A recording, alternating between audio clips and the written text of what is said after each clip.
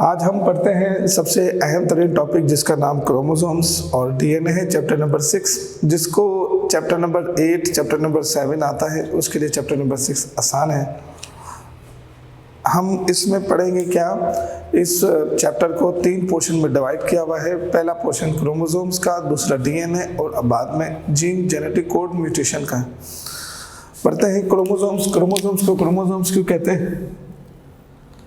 Chrome का मतलब होता है कलर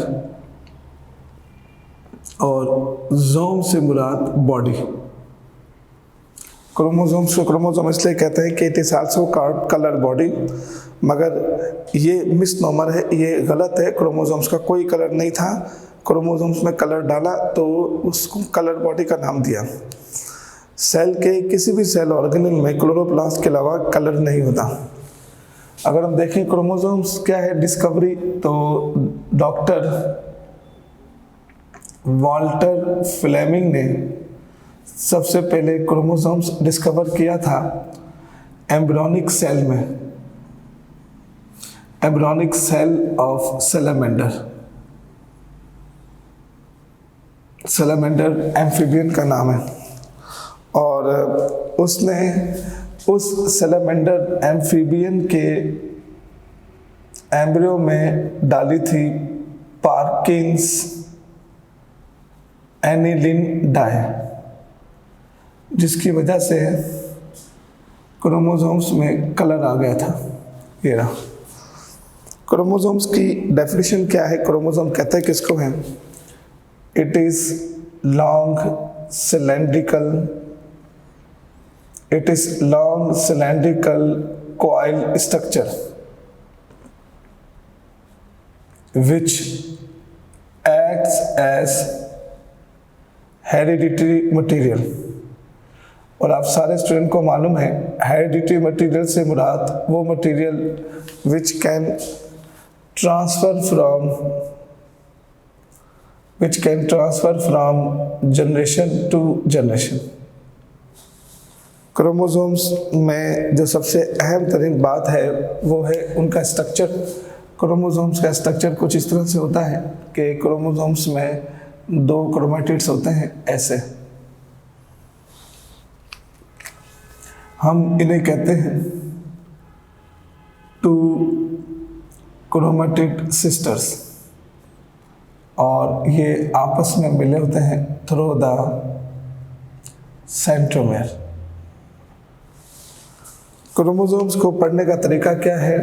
क्रोमोसोम्स की सबसे पहले हम लोग पढ़ते हैं टाइप्स ऑफ क्रोमोसोम्स। सबसे अहम तरीन टॉपिक है।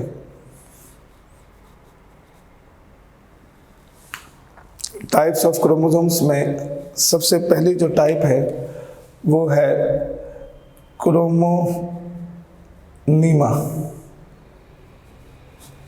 अगर आपको मियोसिस 1 के दौरान, अगर आपको प्रोफेज 1 के दौरान, अगर आपको लेप्टोटीन स्टेज के दौरान क्रोमोसोम्स नज़र आ रहा है वेरी थिन, क्रोमोसोम्स नज़र आ रहा है कॉइल, क्रोमोसोम्स नज़र आ रहा है लॉन्ग बीडेड लाइक स्ट्रक्चर, अगर आपको क्रोमोसोम्स नज़र आ रहा है सिलेंड्रिकल स्ट्रक्चर और वो आपस में डेंस हुआ है, तो उसका नाम है क्रोमोनीमा, और इसकी सिंगुलर फॉर्म को क्रोमोनीमेटा कहते हैं। ये रहा। दूसरी अहम तरीन बात यह है कि सेंट्रोमेयर का कुछ पोर्शन ऐसा होता है जहाँ पर अटैच होते हैं स्पिंडल फाइबर्स, तो उससे हम लोग नाम देते हैं kinetochore. Kinetochore is a disc like protein जहाँ पर आकर अटैचमेंट होती है स्पिंडल फाइबर्स की। क्रोमोनीमा के बाद नंबर 2 क्रोमोसोम्स की टाइप्स हैं, और वो है on the basis of chromosomes की types on the basis of their location of centromere. Centromere की लोकेशन पे क्रोमोसोम्स की टाइप्स हैं। कौन कौन सी टाइप्स हैं ज़रा देखिएगा। एक ये क्रोमैटिड्स है, दूसरा ये क्रोमैटिड्स है, तीसरा इस तरह से क्रोमैटिड्स है, चौथा ये ना। आप यूँ समझ लीजिए कि यहाँ से यहाँ तक का फासला 12 है बिलफर्स। समझने की खातिर यहाँ से यहाँ तक का फासला 12 है। ऐसा क्रोमोसोम्स जिसमें सेंट्रोमेयर बिल्कुल बीच में हो, यानी 6 पोजीशन में, यानी सेंट्रोमेयर कहाँ पर हो, सेंटर में, तो ऐसे क्रोमोसोम्स को हम मेटासेंट्रिक क्रोमोसोम्स कहते हैं। कि क्रोमोसोम्स अगर सेंट्रोमेयर बीच में हो, अगर ये 6 ये 8, अगर सेंट्रोमेयर 8 पोजीशन में है, means it is near to centre, तो हम इसे कहते हैं सब मेटासेंट्रिक क्रोमोसोम्स। ये ना, तो एक कहलाता है मेटासेंट्रिक, एक कहलाता है सब मेटासेंट्रिक। ये 6 ये 8 और अब ये पोजीशन है 10 पोजीशन का मतलब है the chromosomes present near to end. तो ऐसे क्रोमोसोम्स को हम लोग कहते हैं subtelocentric chromosomes. Subtelocentric chromosomes का मतलब नियर टू एंड। और अपनी बात और आगे लेके चलते हैं, और अगर सेंट्रोमेयर बिल्कुल 12 पोजीशन में होगा तो it is present on the terminal position, और हम इसे कहते हैं टीलोसेंट्रिक क्रोमोसोम्स। तो एक का नाम है मेटासेंट्रिक, एक का नाम सब मेटासेंट्रिक, सब टीलोसेंट्रिक और टीलोसेंट्रिक क्रोमोसोम्स। फिर क्रोमोसोम्स की टाइप्स है number 3 on the basis of gender. Male में क्रोमोसोम्स अलग और फीमेल में क्रोमोसोम्स अलग हैं। जैसे सारे स्टूडेंट्स को मालूम होगा कि ह्यूमन में 46 क्रोमोसोम्स होते हैं, फ्रॉग में 26 क्रोमोसोम्स होते हैं। ये जो ड्रोसोफिला है, इसके अंदर 8 क्रोमोसोम्स होते हैं। जो मॉस्किटो है उसके अंदर 6 क्रोमोसोम्स होते हैं। जो पेनिसिलिन है उसके अंदर 2 क्रोमोसोम्स होते हैं। जो फंस है उसके अंदर 1000 क्रोमोसोम्स होते हैं। अब मेल में 1 to 22 क्रोमोसोम्स इस तरह से होते हैं। फीमेल में 1 to 22 क्रोमोसोम्स इस तरह से होते हैं। ये कहा यह जाता है कि मेल फीमेल में शुरू के 22 क्रोमोसोम्स एक जैसे होते हैं, हम उसे ऑटोसोम्स कहते हैं। जो 23rd वाला क्रोमोसोम्स है वो मेल में X, 23rd वाला Y, फीमेल में 23rd वाला X और 23rd वाला X। तो पता ये चला कि फीमेल में 46XX क्रोमोसोम्स हैं, मेल में 46XY। और ये जो 23rd क्रोमोसोम्स हैं ये आइडेंटिफाई करता है जेंडर, इसलिए हम इसे सेक्स क्रोमोसोम्स देते हैं। तो मेल फीमेल में शुरू के 22 क्रोमोसोम सेम है, जिसको हम ऑटोसोम्स कहते हैं। सेक्स क्रोमोसोम्स डिफरेंट है, जिसको हम सेक्स क्रोमोसोम्स कहते हैं। कुछ मॉथ, ये उड़ने वाला इंसेक्ट्स, कुछ बर्ड्स में और कुछ फिशेस में, सम अदर फिशेस में ये उल्टा है। उसके अंदर मेल में XX क्रोमोसोम्स और फीमेल में XY क्रोमोसोम्स पाया जाता है।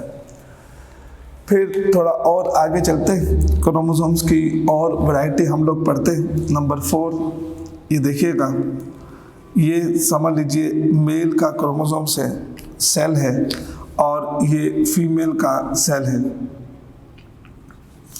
इसके पास 2 पेयर है क्रोमोसोम्स के, 2 छोटे 2 बड़े पेयर हैं। इसके पास भी 2 बड़े पेयर हैं और 2 छोटे पेयर हैं क्रोमोसोम्स के। अब इनमें गैमेट्स बनता है, इनमें गैमेट्स बनता है ये रहा। अब एक के पास एक बड़ा क्रोमोसोम्स एक छोटा क्रोमोसोम आ जाता है, क्योंकि पेयर सेपरेट हो जाएंगे। एक बड़ा क्रोमोसोम्स एक छोटा क्रोमोसोम्स आ जाएगा। इधर भी एक बड़ा क्रोमोसोम्स एक छोटा क्रोमोसोम्स, एक बड़ा क्रोमोसोम एक छोटा क्रोमोसोम इधर भी आ जाएगा। जब बनता है जाइगोट तो सब अपना अपना इक्वल शेयर करते हैं। इधर मेल अपना बड़ा क्रोमोसोम्स और छोटा क्रोमोसोम शेयर करता है, इधर फीमेल अपना बड़ा क्रोमोसोम्स और छोटा क्रोमोसोम शेयर करते हैं। जो मेन चीज़ वो ये है कि ऐसे क्रोमोसोम्स को हम लोग होमोलोगस क्रोमोसोम्स कहते हैं। वो क्रोमोसोम्स होमोलोगस क्रोमोसोम्स वो क्रोमोसोम्स का पेयर जो सिमिलर हो, जिसकी सिमिलर शेप हो, सिमिलर स्ट्रक्चर हो, और वो क्रोमोसोम्स आए हों फ्रॉम टू डिस्टिंक्ट न्यूक्लियाई, हम उसे होमोलोगस क्रोमोसोम्स कहते हैं। और ऐसा क्रोमोसोम्स जिसमें एक क्रोमैटिड्स बिलफर्स एक जेंडर का है, दूसरा क्रोमैटिड्स दूसरे जेंडर का है, तो इसको हम लोग नाम देते हैं non sister chromosomes. Sister chromosomes का मतलब होता है जब दोनों का जेंडर सेम हो, दोनों क्रोमैटिड्स का जेंडर सेम हो, उसको कहते हैं सिस्टर क्रोमैटिड्स। जिसमें एक क्रोमैटिड्स मेल से आया हो, दूसरा क्रोमैटिड फीमेल से आया हो, तो हम इसे कहते हैं नॉन सिस्टर क्रोमैटिड्स। फिर इसके अंदर एक वैरायटी और है, ये क्रोमोसोम्स का यूँ समझ लें कॉइल स्ट्रक्चर है। ये रहा, ये क्रोमोसोम्स का एक कॉइल स्ट्रक्चर है बिलफर्स। ये रहा सेंट्रोमेर। कुछ क्रोमोसोम्स का पार्ट ऐसा होता है जिसमें डीएनए आरएनए वगैरह होते हैं। ये ऐसे क्रोमोसोम्स के पार्ट को हम हेटेरोक्रोमैटिन कहते हैं। वो पार्ट क्रोमोसोम्स का जो बहुत ज़्यादा डेंस है, जो बहुत ज़्यादा कॉइल है और जो डार्कली स्टेन है, और क्रोमोसोम्स का वो पार्ट हम उसे यूक्रोमैटिन कहते हैं। वो पार्ट क्रोमोसोम्स का जिसमें आपको सिर्फ डीएनए, ओनली डीएनए मिले और उसकी जीन अपने आप को एक्सप्रेस करे, उसको कहते हैं यूक्रोमैटिन। और हेटेरोक्रोमैटिन का मतलब होता है वो क्रोमोसोम्स जिसमें डीएनए, आरएनए और न्यूक्लियोप्रोटीन मिले in the form of histones. तो हेटेरोक्रोमैटिन जिसमें मल्टीपल बॉडी हो, यूक्रोमैटिन जिसमें सिर्फ डीएनए ओनली पाया जाए। तो हमने कौन कौन से क्रोमोसोम्स की टाइप पढ़ी on the basis of centromere.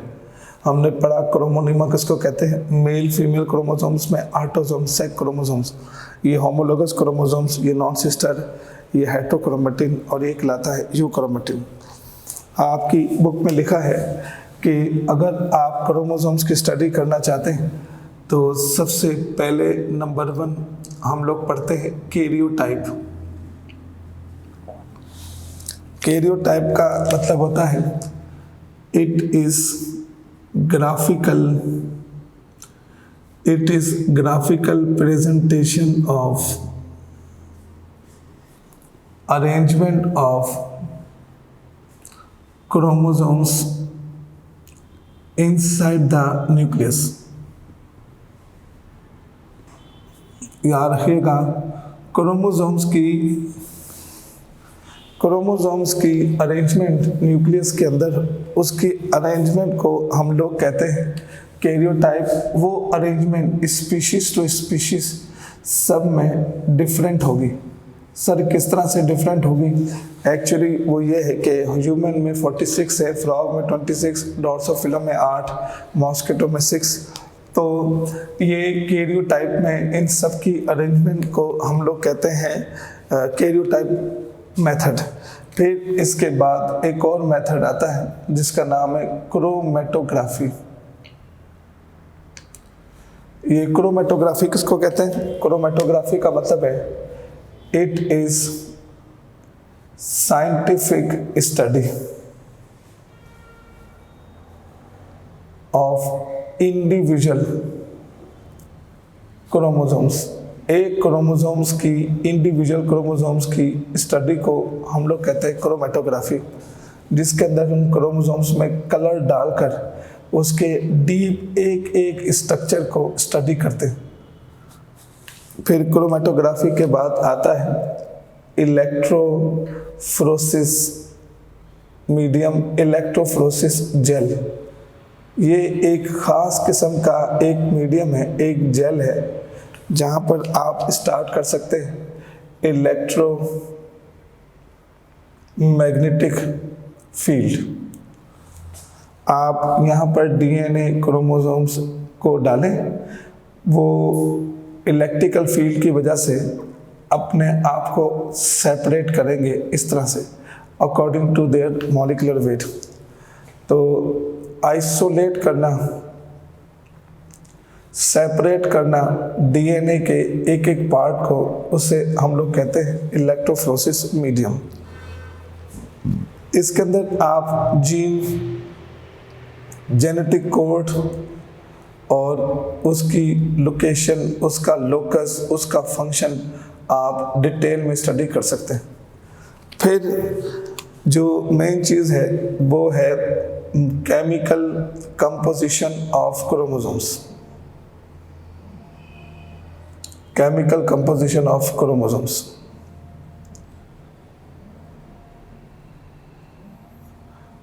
तीन इनकी कंपोजिशंस हैं। नंबर 1 हम लोग कहते हैं उसे, तीन कंपोजिशन में नंबर 1 डीएनए, फिर न्यूक्लियस के अंदर प्रोटीन होती है जिसका नाम है न्यूक्लियोप्रोटीन, और एक कहलाता है आरएनए।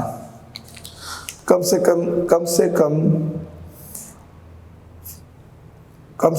35 to 40% डीएनए होता है, कम से कम 50 to 65% या 60% न्यूक्लियोप्रोटीन होती है, और 1 to 10% उसमें आरएनए होते हैं।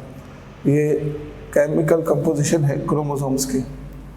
अब हम देखते हैं क्रोमोसोम्स दिखता कैसे है, नज़र कैसे आता है, डिटेल स्टडी करते हैं। ये रहा सेल, ये रहा न्यूक्लियस। सबसे पहले नंबर 1 न्यूक्लियस के ऊपर होती है न्यूक्लियर मेम्ब्रेन। न्यूक्लियस के अंदर फ्लूइड है ये वाला, और इस फ्लूइड को कहते हैं न्यूक्लियोप्लाज्म। फिर आगे चलें तो ये रहा क्रोमोसोम्स का स्ट्रक्चर, कॉइल स्ट्रक्चर, जिसको हम लोग कहते हैं न्यूक्लियर रेटिकुलम। और न्यूक्लियर रेटिकुलम के अंदर ब्लैक कलर की छोटी छोटी बहुत सारी बॉडीज होती हैं, और इसको कहते हैं हम न्यूक्लियोलस। ये जो न्यूक्लियर रेटिकुलम है एक्चुअली ये कहलाता है, हम इसे कहते हैं क्रोमैटिन नेटवर्क। अगर हम थोड़ा सा डिटेल में पढ़ें क्रोमैटिन नेटवर्क को, तो क्रोमैटिन नेटवर्क के अंदर आपको मिलेंगे क्रोमोसोम्स। ये रहा, जैसा कि मैंने अभी जिक्र किया, इसको मिलाकर कहते हैं सिस्टर क्रोमैटिड्स, और ये कहलाता है सेंट्रोमेर। एक काम करते हैं, इस सिस्टर क्रोमैटिड्स को काट कर देखते हैं इसके अंदर कौन से स्ट्रक्चर हैं। तो जैसे हमने सिस्टर क्रोमैटिड्स को काटा तो हमें मिला स्ट्रक्चर, कॉइल स्ट्रक्चर इस तरह से। सिस्टर क्रोमैटिड्स के अंदर से ये वाला स्ट्रक्चर मिला। This is called as super coil structure of chromosomes. फिर मैंने इतना सा हिस्सा इसका काटा देखने के लिए कि इसके अंदर से क्या मिलेगा। तो इसके अंदर से हमें ये एक्सिस मिला, और एक्सिस के अंदर ये वाली चीज़ें अटैच्ड हैं, ये वाली चीज़ें तो इसे कहते हैं, ये एक्सिस है और ये कहलाता है क्रोमेटिन फाइबर। फिर हमने क्या किया कि इसमें से इस क्रोमेटिन फाइबर को अलग किया। तो इस क्रोमेटिन फाइबर को अलग किया तो इसमें बीडिड लाइक स्ट्रक्चर मिला हमें। इस बीडिड लाइक स्ट्रक्चर को कहते हैं क्रोमोमेयर्स। इस क्रोमोमेयर्स में एक कॉम्बिनेशन होती है दो चीज़ों की, एक न्यूक्लिक एसिड की, एक न्यूक्लियोप्रोटीन की। न्यूक्लिक एसिड और न्यूक्लियोप्रोटीन को अगर हम मिलाएं, nucleic acid plus nucleoprotein is known as nucleosomes. तो डीएनए आरएनए मिलाएंगे तो उनकी कॉम्बिनेशन के अंदर से हमें मिलेगा न्यूक्लियोसोम्स। और अगर इस न्यूक्लियोसोम्स को हम और देखें तो फाइनल ये स्ट्रक्चर आता है, this is called as DNA, nucleic acid. और इस डीएनए के अंदर आपको मिलेगी जीन। बुक में लिखा है कि न्यूक्लिक एसिड और न्यूक्लियोप्रोटीन का कुछ ऐसे रिलेशन है कि ये है, यूँ समझ लीजिए, न्यूक्लियोप्रोटीन जिसको कहते हैं हम हिस्टोन्स। इस न्यूक्लियोप्रोटीन के ऊपर डीएनए कॉइल किए हुए होते हैं, डीएनए रैप किए हुए होते हैं। और ये जो न्यूक्लियोप्रोटीन है जिसका नाम हिस्टोन्स है, एक तो ये ऑक्टामर्स 8 अमीनो एसिड पे मुश्तमिल है, दूसरा ये पॉजिटिव चार्ज की प्रोटीन है। This is one of the conjugated molecule. फिर हम आगे चलते हैं तो क्रोमोसोम्स की पढ़ते हैं। Chromosomal theory of heredity, W.S. स्यूटन ने दी थी।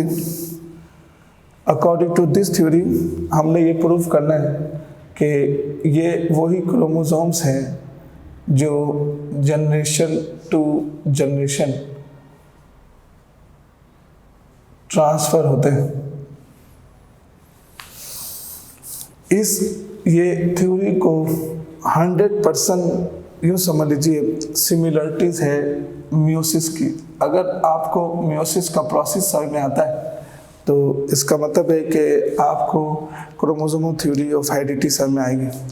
मियोसिस में कुछ इस तरह से होता है कि ये रहा सेल, ये मेल का सेल है, यूँ समझ लीजिए, जिसके अंदर अभी मैंने जिक्र किया एक बड़ा क्रोमोसोम्स और छोटे क्रोमोसोम्स के पेयर हैं। अगर हम इधर बात करें तो इसमें फीमेल में एक बड़े क्रोमोसोम्स का पेयर है और एक छोटे क्रोमोसोम्स का पेयर है। क्या है कि ये यूँ समझ लीजिए, ये कहलाती है प्रोफेस स्टेज।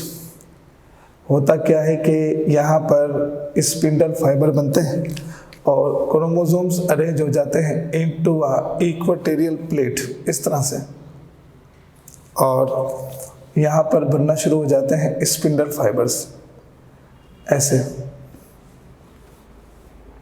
इधर हम देखें तो इधर भी क्रोमोसोम्स अरेंज होते हैं इनटू अ इक्वेटोरियल प्लेट और इसमें भी स्पिंडल फाइबर्स नज़र आना शुरू हो जाते हैं। ये कहलाता है मेटाफेज। फिर anaphase.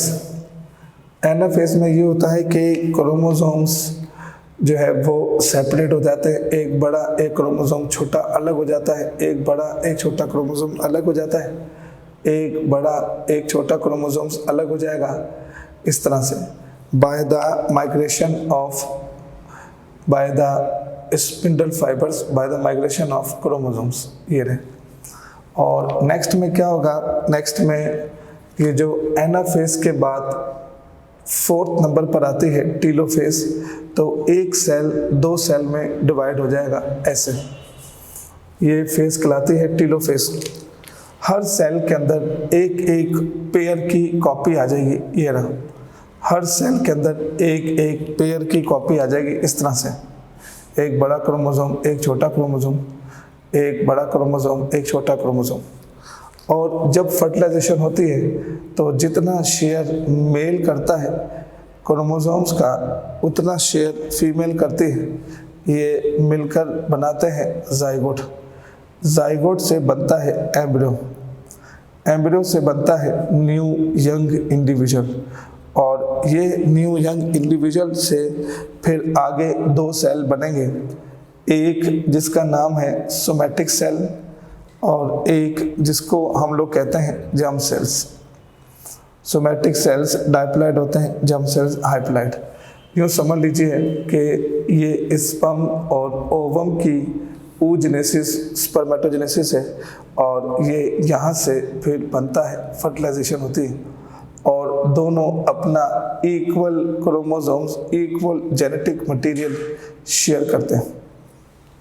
Chromosomes theory of heredity में मैंने आपसे कहा था कि मेयोसिस इसके जैसा है।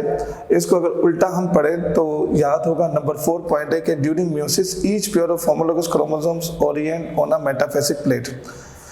जो चौथा पॉइंट है वो ये वाला है कि मेटाफेज के अंदर ये क्रोमोसोम्स मेटाफेसिक प्लेट में अरेंज होते हैं।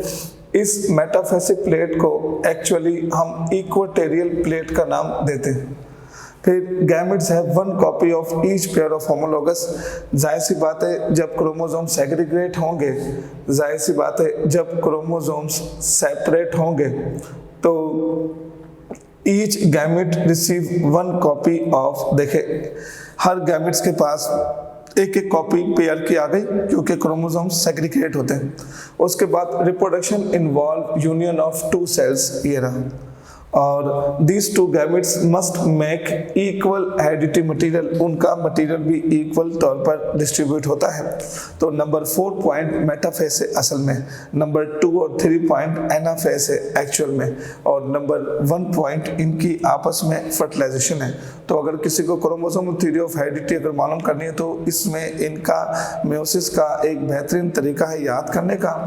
और इसमें एतराज़ ये था कि कितने क्रोमोसोम्स कितनी जीन को लेके जाते हैं ये बता नहीं पाए, और हमारे कितने ट्रेड्स को, हमारे कितने कैरेक्टर को, कितनी जीन, कितना जेनेटिक कोड कंट्रोल करता है वो बता नहीं पाए नंबर्स में। इस तरह से इनकी थ्योरी ये फ्लॉप हुई।